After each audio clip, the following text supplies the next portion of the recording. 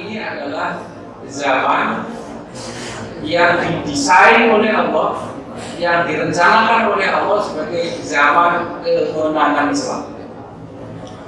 Sehingga kalau ada orang atau kelompok orang yang membuat citra Islam itu buruk, ini sama dengan memutar balik ayat-ayat Allah. Islam harus menang sekarang ini, eranya sudah harus begitu. Maka kalau kemudian orang berbuat bertentangan dengan itu, ini sama dengan yulhiduna fi ayatina, memutar balik ayat-ayat Allah. أحمد يا حبيبي سلام عليك.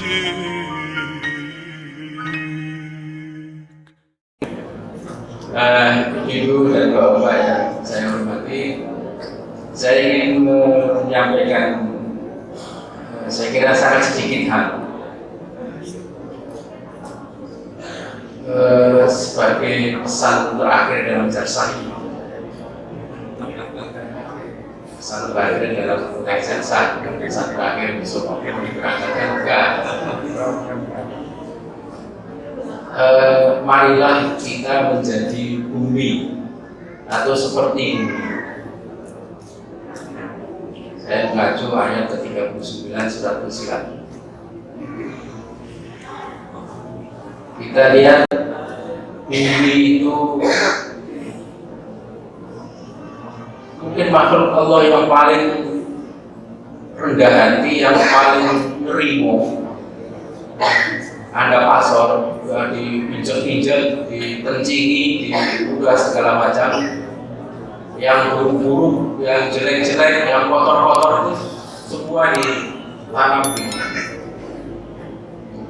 Tetapi menariknya oleh bumi itu kemudian diubah sedemikian rupa yang justru dengan itu bisa memberi hidup sesuatu yang benih, yang memang punya potensi untuk tumbuh dan berkembang dan akhirnya berbuah.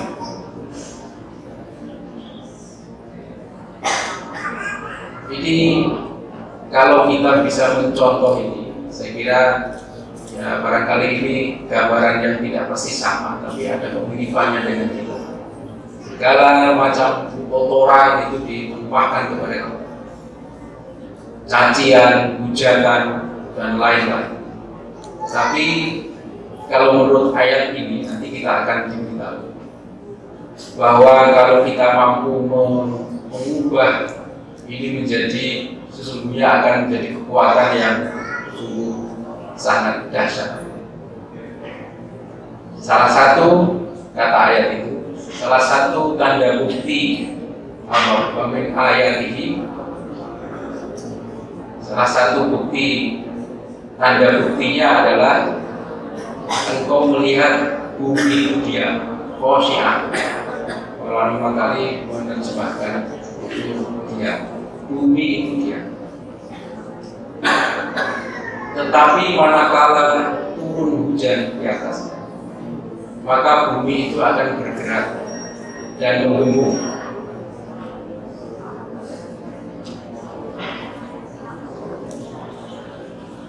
Bumi kalau tidak disiram oleh air, maka bumi itu akan mati, dan begitu.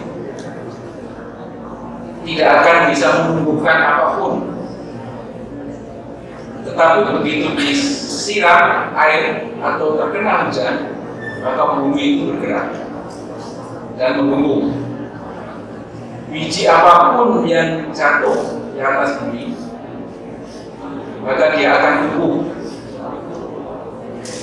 Yang kalau ini dipelihara, dirawat begitu rupa, dipupuk, maka dia akan berkembang dan akhirnya berubah.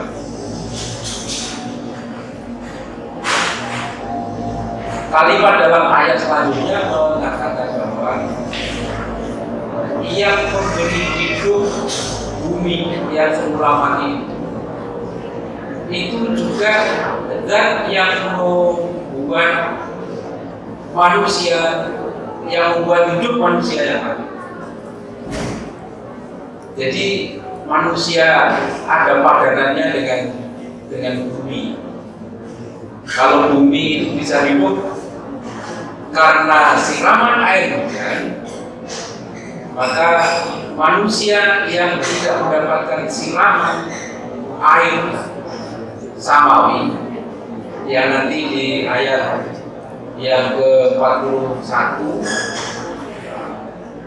itu adalah innal ladzina kafaru bidzikri lamma ja'ahum wa innahu lakitabun aziz. Ini adalah Al-Quran.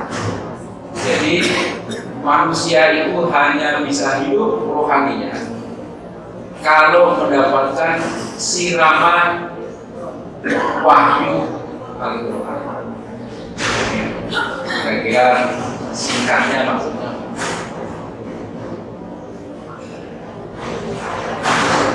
manusia betapapun dia hebatnya secara intelektual, tetapi kalau tidak pernah mendapatkan siraman wahyu ilahi, itu bagaikan bumi yang tidak pernah mendapatkan siraman air hujan.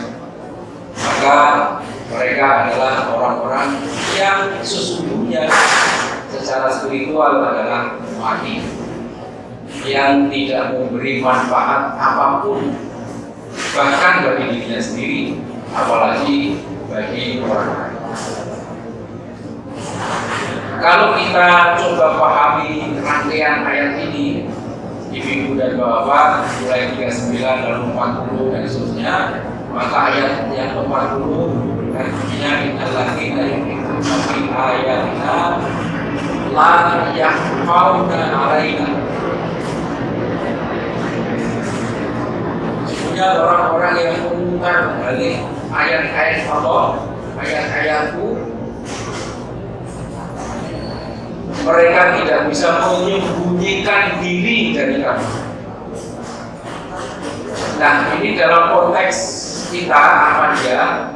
Itu saya mencoba memahaminya begitu.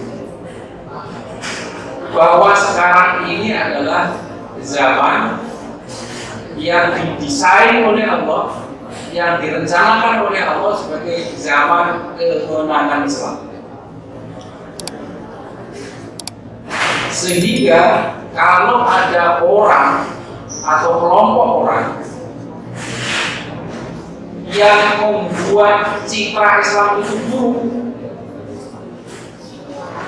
ini sama dengan memutar balik ayat-ayat Allah.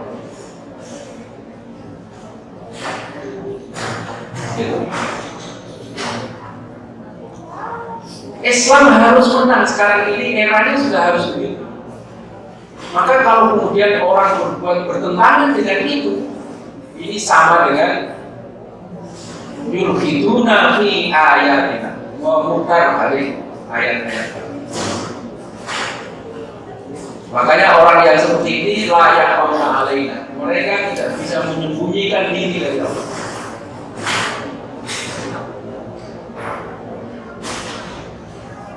Bahkan apa yang Allah finari khairun amma ya'ti amina yawmal qiyamah, yang mereka adalah calon penghuni neraka itu nanti. Makanya orang-orang seperti ini kan, kalau orang Jogja mengatakan diujo oleh Allah, malu masih berbuatlah sebelum hari, dibiarkan saja oleh Allah, terserah mau berbuat apa. Tetapi awas, innahu bima ta'maluna basir. Sesungguhnya dia adalah yang maha melihat apa yang kamu lakukan, apa yang kita kerjakan. Jadi meskipun Allah itu membebaskan, membiarkan, tapi CCTV-nya itu terus bekerja. Tidak akan berhenti bekerja, terus mengawasi. Karena kata-kata sebelumnya kan layak paula, tidak bisa menyembunyikan dari kami. tidak akan bisa berkilah, tidak akan bisa menutupi. Allah itu yang maha mengetahui. Nah, maka apa yang tadi dikatakan dalam ayat 39 itu sebagai air hujan, itu adalah seperti dinyatakan dalam ayat yang ke-41 tadi. Innal ladzina kafaru bidzikri lamma ja'ahum wa innahu lakitabun. Sesungguhnya orang-orang yang kafir terhadap peringatan tatkala itu datang kepada mereka, peringatan ini adalah Quran, karena penutup ayat dikatakan kitabun aziz, yaitu kitab yang perkasa, kitab yang tidak terkalahkan. Bagaimana keperkasaan Quran ini dan jawaban di ayat berikutnya adalah layak dihilbah min baini yadayhi wa min khalfi. Palsuan tidak akan datang dari depan maupun dari belakang. Tanzilun min hakimin hamid, karena itu diwahyukan atau diturunkan dari yang maha bijaksana lagi maha terpuji. Nah, oleh karena itu, ibu-ibu dan bapak-bapak, saudara-saudaraku yang saya hormati, biarlah orang lain puas dengan perbuatannya, dengan melemparkan kotoran kepada kita, menimbulkan kotoran kepada kita. Tapi marilah kotoran itu kemudian kita proses di dalam hati kita menjadi sebuah kekuatan yang dahsyat. Karena itu tadi layak fihil batil min baini yadayhi wa min khalfihi. Kalau kita berpegang teguh pada Quran, maka tidak mungkin ada kekuatan sehebat apapun yang akan mengalahkannya. Mungkin kita akan terkendala. Jadi Pak Joko, Ibu Siti mau menyampaikan bahwa betapa kendala-kendala. Tetapi Allah punya solusi. Nah, solusinya apa? Antara lain seperti yang kemarin kita ikuti. Orang lain, orang pinter-pinter berbicara dengan objektif yang orang lain tidak mungkin bisa membantah, karena itu berdasarkan data-data yang mereka punya, data-data otentik yang menurut mekanisme ilmiah yang diakui secara umum,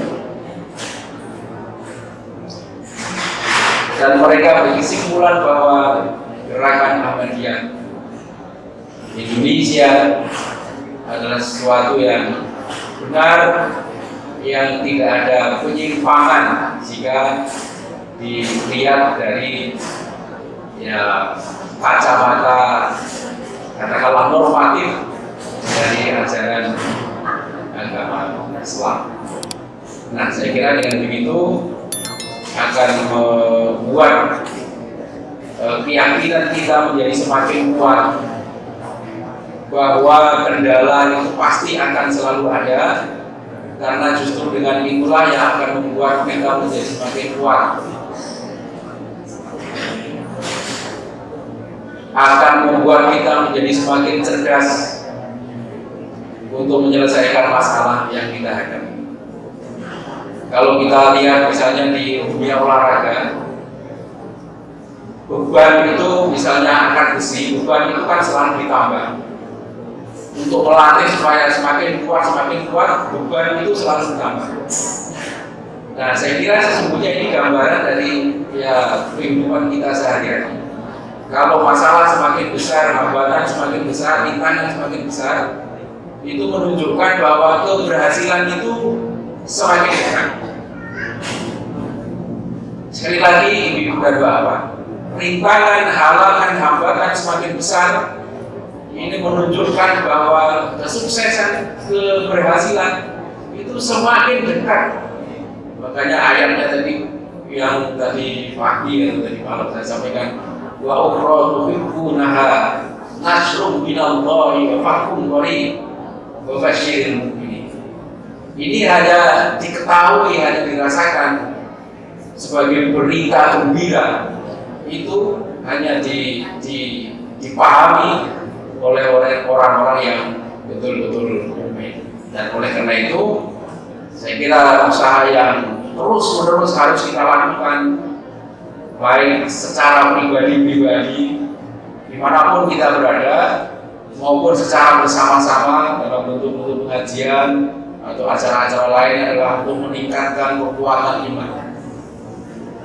Dan ini saya kira rahasia ilahinya ada di situ, meningkatkan kekuatan iman, yang ini pasti akan menjadi magnet yang memiliki kekuatan maha dahsyat untuk mereka akhirnya mau tidak mau. Fitrah kodrat manusia itu pasti tertarik kepada sesuatu yang baik, sesuatu yang benar. Itu sudah kodratnya manusia. Maka kalau kita bisa menyampaikan itu, ya siapapun pasti akan tertarik.